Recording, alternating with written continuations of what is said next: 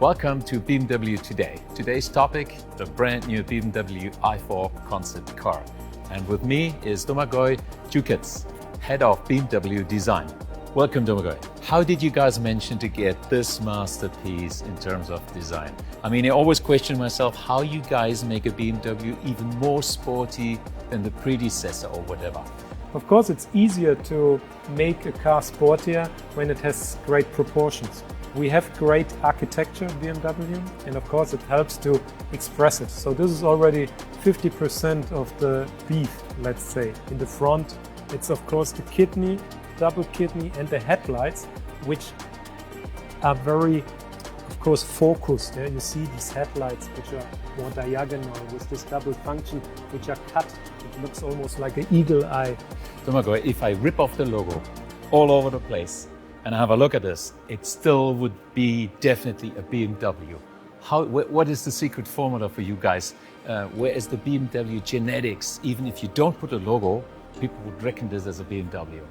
As I mentioned, the kidney is very strong identity, but in the side, I think what makes a BMW is often the proportion. There's a whole lot of designers around this world following your blog and your information. If you want to give them a cooking recipe to create their own good-looking car, in a nutshell, what are the main proportions, the main points, how to start design and how to end it up from the front to the rear, out of your secrets? And I mentioned one thing, proportion is the most important thing. You can do a lot of lines on a car, but when the proportion is not right, it will never get the same attraction. So every line you use on a good design is actually to underline already the proportions which have a certain character. So what we did is we have one line here which is a little bit lower. So it brings actually the weight quite low because it shows here a lot of light. Yeah? So right. It's a shoulder which brings the weight and the center of gravity quite low. Then to pronounce the wheels, there's one line then, above. Because on this surface above, and it's like almost growing out. This whole volume is not the same surface like here, it's more like an added volume on top, yeah, like on a rally car. I've checked out the rear before you came, and I must say this is stunning. I mean, if you have this in front of you guys, and I can see also those 3D shaped taillights. There's quite a lot of new elements in there, even there is no exhaust. You've put the diffuser. Why is that? The whole rear is very simple and clean. You don't see any gaps. It's just very pure and full. Just one sharp line on the top, which gives also this nice shadow area, which is also like a ducktail, which is also very typical for BMW. And then these two taillights. BMW has this typical signature, which is always like an L shape. What is different, it's shaped as one single piece. Out of this whole signature, we can express all functions we want. So you see the red light, which is the normal rear light of the car. It's a signature. If you turn right or left, the indicator would go out of the same shape. And if you would brake, it would be also the same shape. It's all in one. One question about serious technology is the curved display. I'm actually a big fan of this one. Has this any chance to get to the series production? Yes, this what you see here is what you're going to see also in the production unit. How do you guys get to this color? I mean, color makes such a difference, right? And that is the copper color we've been seeing in the iNext already. You can see already that we played with copper color on the i8. Much stronger, brighter, as it's a sports car.